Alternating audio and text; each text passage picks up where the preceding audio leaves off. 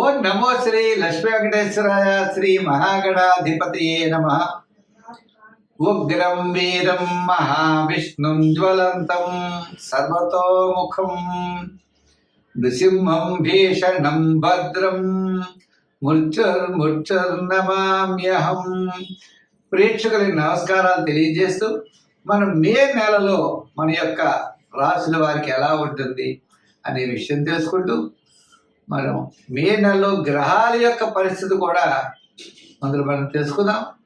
మే నెలలో వృషభ రాశిలో గురుడు యొక్క సంచారం, కర్కాటక రాశిలో కుజుడి యొక్క సంచారం, కన్యా రాశిలో కేతువు, మీన రాశిలో రాహు, శుక్రుడు, బుధుడు, మేషరాశిలో రవి. ఆయన 15వ తారీఖు తర్వాత మరి వృషభ రాశిలో రవి యొక్క సంచారం. గురుడు వృషభ రాశి నుండి మిథున రాశిలోకి మే 15 నుండి ఆయన సంచారం. ఈ విధమైనటువంటి మార్పుల్లో మే నెలలో మన రాశి వారికి ఎలా ఉన్నది అనే విషయాన్ని మనం తెలుసుకుందాం. దానికి సులభమైన పరిహారముల ద్వారా మనం ఆచరించినట్లయితే తప్పకుండా మంచి ఫలితాలు ఉంటాయి. ప్రతి ఒక్కరికి కూడా వ్యక్తిగత జాతక ప్రభావం, ఖగోళంలో ఉన్నటువంటి గోచార గ్రహముల యొక్క ప్రభావం, 2 ప్రభావాలతో మనిషి యొక్క జీవన విధానం సాగుతూ ఉంటుంది. కాబట్టి మనం తప్పనిసరిగా ఈ గోచారము అంటే గ్రహముల యొక్క చారము. గ్రహాలంటే ఆకాశంలో వర్తమానంలో మే నెలలో సంచరించే గ్రహాలు ఎటువంటి ఫలితాలను ఇస్తాయి, మనం ఏ విధంగా చూసుకోవాలి అని భయపడవలసిన అవసరం లేదు. దానికి సులభమైన పరిహారాలు మనం ఆచరించి తద్వారా పాజిటివ్ వైబ్రేషన్స్ డెవలప్ చేసుకుంటూ మనం అనుకూలమైన ఫలితాలు పొందొచ్చు. ఇప్పుడు కూడా జ్యోతిషము అంటే బ్యాటరీ లైట్ల కాంతిని చూపిస్తుంది. కాబట్టి మనకి గ్రహానుకూలత ఉంటే సంతోషం, గ్రహాల యొక్క వ్యతిరేకత ఉన్నట్లయితే సత్ఫలితాలు పొందడం కోసం మనం సులభమైన పరిహారములు మనంతట మనం ఆచరించడం ద్వారా ఎక్కువ ఫలితం ఉంటుందని తెలియజేస్తూ మనం ముందుగా రాశుల గురించి ప్రారంభిద్దాం. సింహరాశి. ఈ సింహరాశి వారికి అన్ని విధములా కూడా యోగదాయకంగా ఉన్నది. జీవితాన్ని ఆస్వాదిస్తారు, ఇతరుల యొక్క సహాయ సహకారాలు ఉంటాయి, క్రయ విక్రయాదులు లాభించే అవకాశాలు ఉన్నాయి, సులభమైనటువంటి మార్గాల్లో ముందుకు వెళ్ళేటువంటి అవకాశాలు కనబడుతున్నాయి. రాశ్యాధిపతి అయినటువంటి రవి మే 15 తర్వాత మేషరాశి నుండి వృషభ రాశి సంచారం. అంతే కదండి. ఇంకా వృషభ రాశిలో ఉన్నటువంటి గురుడు లాభస్థాన సంచారం సింహరాశి వారికి మే 15 తర్వాత అదృష్ట యోగములు, అదృష్ట కాలములు అన్నింటా విజయాన్ని సాధించగలుగుతారు. అష్టమ శని ప్రభావం ఉంటుంది. చికాకు, శ్రమ, నలుగురు తిడుతూ ఉంటారు, గౌరవిస్తూ ఉంటారు, శ్రమ పడుతూ ఉంటాం, విజయం మాత్రం మందే అనే రీతిలో శ్రమ కంటే మించినటువంటి సత్ఫలితాలు పొందేటువంటి అవకాశం ఈ యొక్క సింహరాశి వారికి ఉన్నది. సింహరాశి వారి గ్రహాలన్నీ కూడా ఏదో ఇప్పుడు శుక్రుడు, రాహు, శని అష్టమంలో ఉన్న మరి నవమంలో ఉన్నటువంటి రవిడు దశమంలో ఉన్నటువంటి గురుడు ఏకాదశ స్థాన సంచారం వల్ల కుటుంబ ఆర్థిక సంతానపరమైన వ్యవహారాల్లో అనేకమైనటువంటి శుభ ఫలితాలను మనం పొందగలుగుతాం. చాలా కాలం నుండి నిలిచిన ముఖ్యమైన వ్యవహారాలు లాభిస్తాయి. వృత్తుల్లో, వ్యవహారంలో, ఉద్యోగంలో చక్కర అభివృద్ధి ఉంటుంది. రాజకీయంలో రండి అని పిలిచి మరీ కూర్చోబెట్టుకుంటారు. వ్యాపారాత్మకమైన డెవలప్మెంట్స్, నూతనమైన వ్యాపారం ఏ విధంగా మన ఆర్థిక డెవలప్మెంట్స్ ఉంటాయో అటువంటి వ్యాపారాలు చేసేటువంటి అవకాశాలు ఉన్నాయి.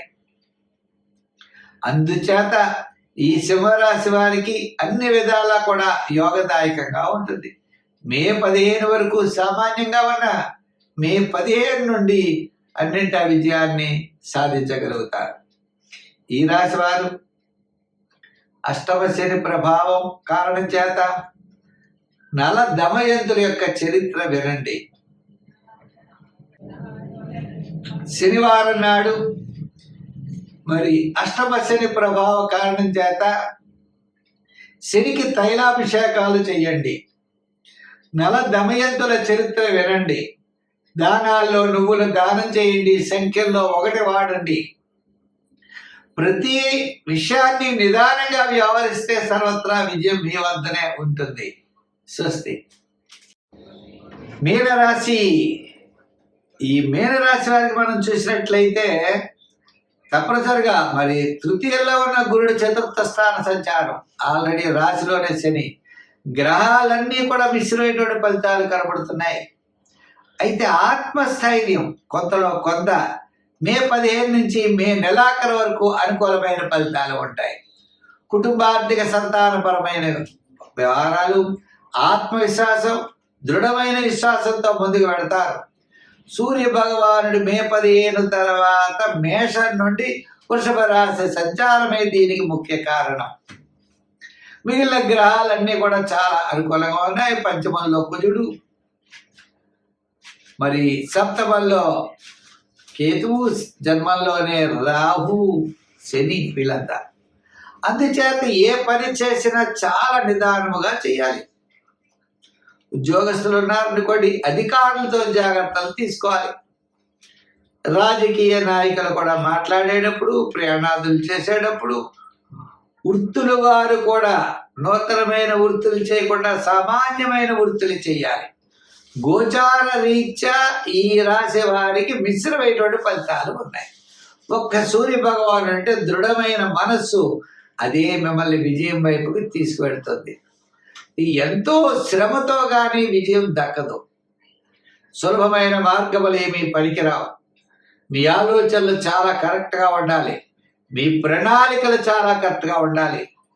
ఉదాహరణకి విద్యార్థులు ఏదైనా టెస్ట్ రాయాలి అంటే చాలా కష్టపడాలి. ప్రణాళికలు చక్కగా సిద్ధం చేసుకోవాలి. ఏదో అలా వెళ్ళి పరీక్ష రాస్తామంటే ఉత్తీర్ణత అయితే చెందలేరు.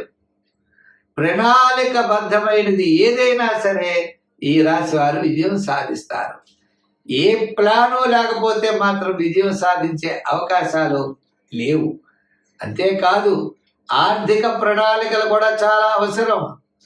ఎంత వ్యయం చేయాలో, ఆదాయం ఎంతో తెలుసుకుని చేయాలి.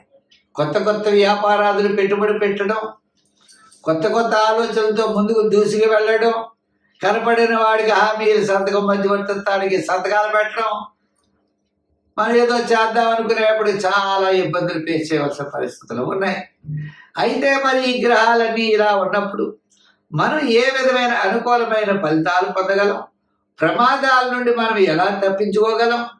మన అభివృద్ధి వైపు ఎలా వెళ్ళగలం అన్నట్లయితే సంఖ్యల్లో 3, రంగుల్లో గోల్డ్ కలర్ వాడటం, ఆరాధనలో నవగ్రహ ఆరాధన, నవగ్రహ ప్రదర్శన చేయడం, నవధాన్యాల్ని నవగ్రహాల దగ్గర ఉంచడం, అవకాశం ఉన్నట్లయితే శని భగవానుడికి ప్రీతికరమైన తిలలు దానం చేయడం, సమీపంలో ఉన్న దేవాలయాలు ఉన్నట్లయితే అక్కడికి వెళ్ళి శనికి మీరు నూనె ఇవ్వడం, ఇటువంటి చేయడం ద్వారా విశేషమైనటువంటి ఫలితాలు మీరు పొందగలుగుతారు. స్వస్తి.